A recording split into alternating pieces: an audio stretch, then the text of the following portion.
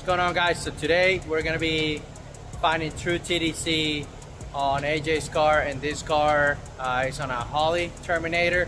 So we're gonna be finding TDC, and then I'll just show you how it kind of works. Pretty simple process. The car is lacking a little bit of horsepower, and we want to make sure that TDC is right on where it needs to go.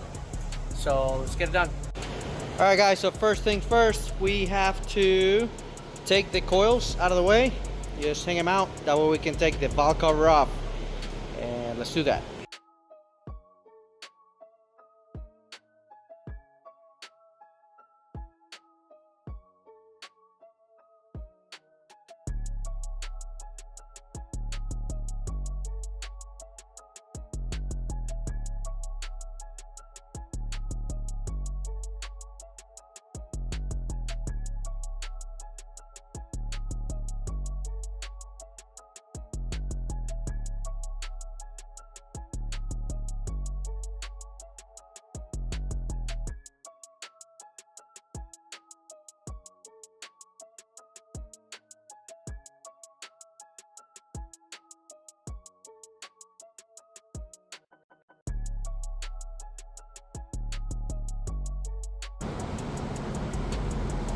Verifying that it is the right piston stopper, and it is.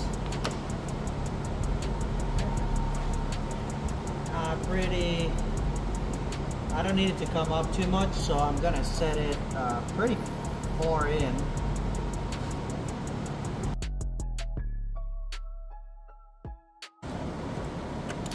There we go. Okay, so we'll rotate.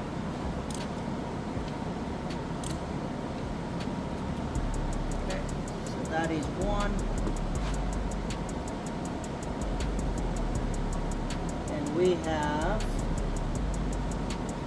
right at 19 degrees. We're going to rotate back all the way.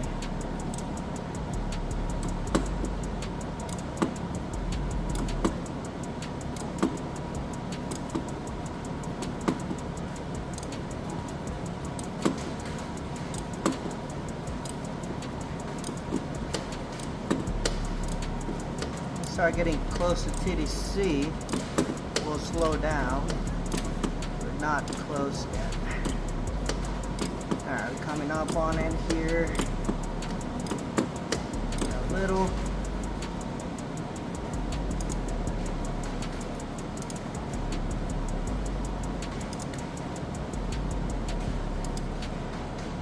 Alright, so that is 19, and this one is gonna be 341. So 341. Alright, guys, so we just verified, or we were able to lock down our pointer to 0. So this is the second stop. The second stop ended at 341. You can tell there, but 341, and our first stop was at 19. So pretty much what you do is like so you got like 341 plus 19, and that's actually 360. So obviously this is 360 degrees, so that equals to 0. And that line right there, that line, it is marking true TDC. So whenever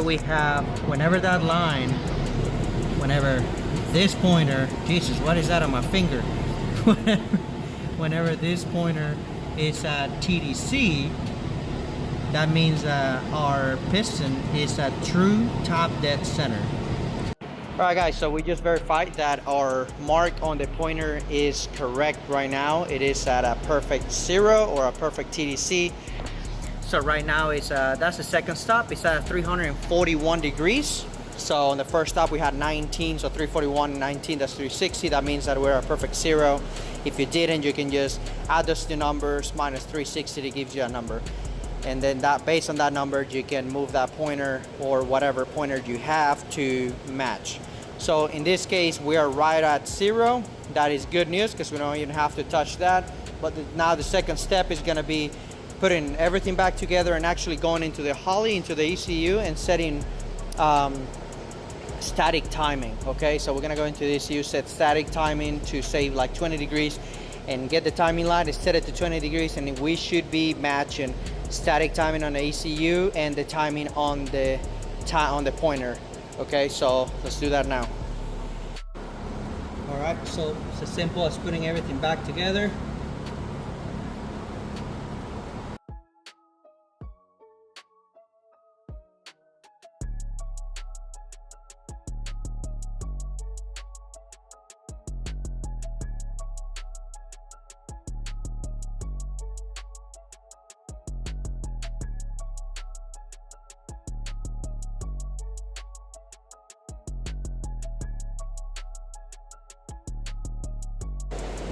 All right, we're back on.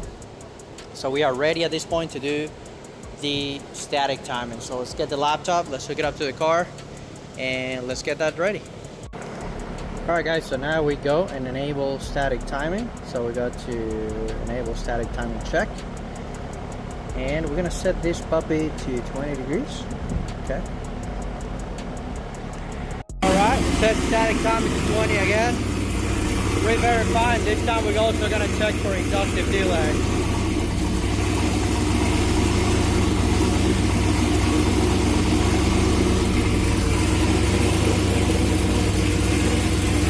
We're right at TDC.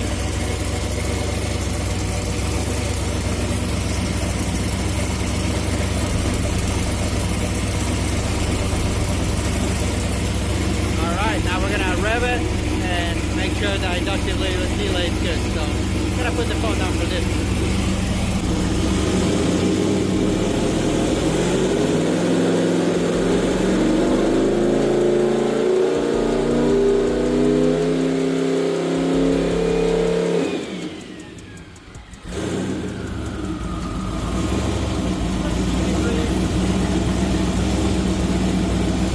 Alright, so that's pretty much it guys. We were able to verify that our static time instead of 20 degrees match our 20 degrees here on the timing light, and that was pointing at our TDC, so that is great news.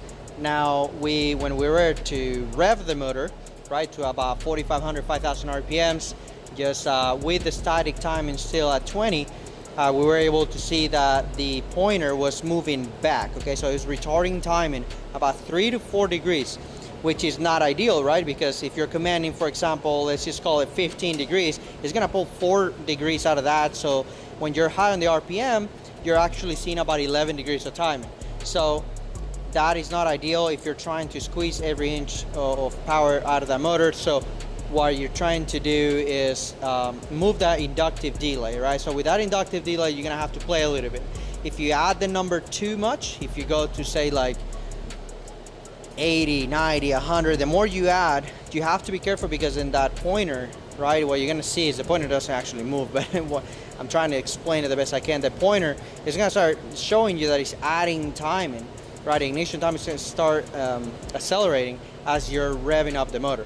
You don't want that, because that means that if you're, say, if you're commanding 15 degrees of timing right under power, it might not be 15, it might be 17, 18, or whatever. In my case, I went a little bit higher because I was 3 to 4 on the back side, so I went a little aggressive on the higher side, and I saw that he added just a degree on the positive side.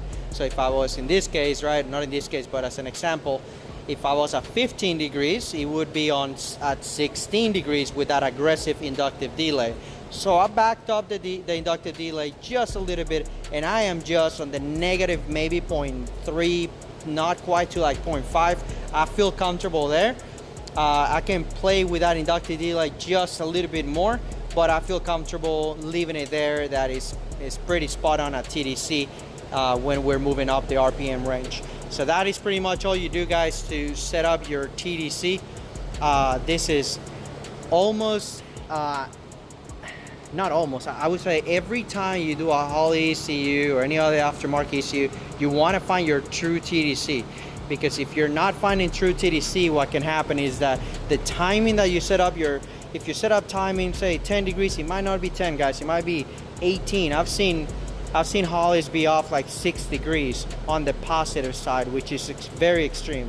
I've seen only one do that. I've seen a couple be on the back side. On my car, actually, I've been 4 degrees behind the curve, which is on the, if you want to call it safer, but it's not really safe because if you're trying to race, you need those 4 degrees of, and that 4 degrees actually will determine how your spooling time is on the trans brake. I mean, it changes the whole thing, right? So you want to make sure that something as essential or as important as timing is definitely figured out. And if you don't know how to do it, hopefully this video helped you a little bit. There's tons and tons of information out there.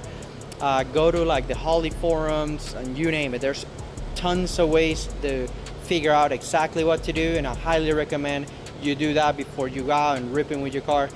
If you haven't, for example, in this situation, we thought that the car was behind the curve too much, and we were about 3 to 4 degrees. So, but our TDC was perfect, was just 1 degree on the advanced side. Okay, just 1 degree, which is fine. Not fine. It's not perfect. Perfect means 0. 0 has to be perfect. So we're just 1 degree. So it's very easy to get that degree back, and that is it.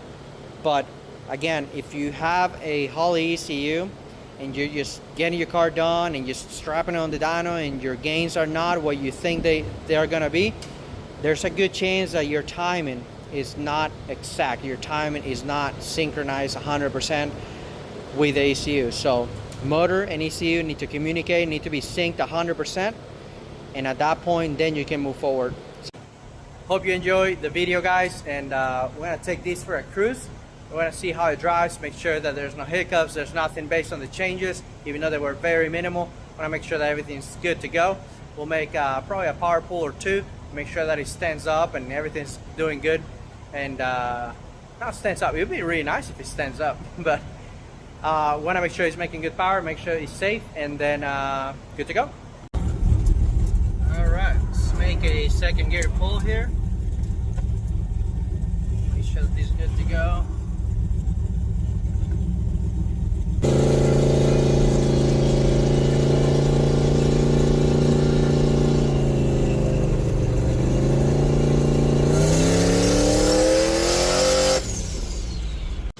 Well, she's ready, she's good to go. Made about 2 pulls, actually made 3 pulls.